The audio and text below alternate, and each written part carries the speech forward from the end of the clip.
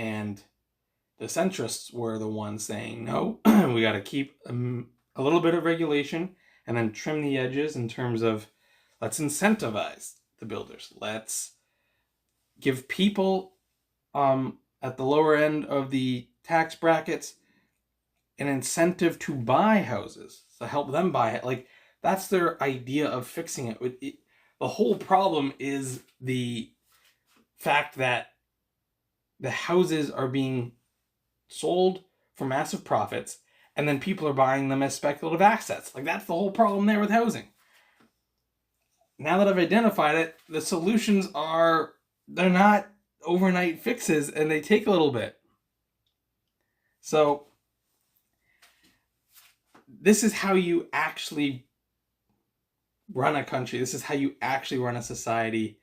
And there isn't any of that in Canada, the United States, Europe. I mean, there's a few bastions. Obviously, the Scandinavian countries are the closest, but even they have fallen a little bit by the wayside. When you start lowering your highest tax bracket, that's when you know you are being captured. It cannot lower. Like, it must remain high. And that is, it's helpful for society because you get this money. But B, I think it helps keep money that would have been in their pocket and then maybe given to politicians or bribes or whatever. It keeps it out of that domain as well. And so, this is why you're seeing a lot more people talk about, taxing the wealthy, and some taxing the wealthy at,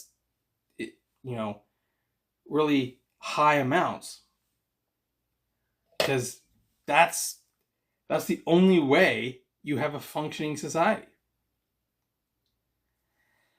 Anyway, that's the thoughts for this week, and we'll see if anything new crops up. But man, it's embarrassing that, you grow up, you read history, and you read these powerful leaders and these powerful countries, and then you look around today, and the only powerful country is the United States.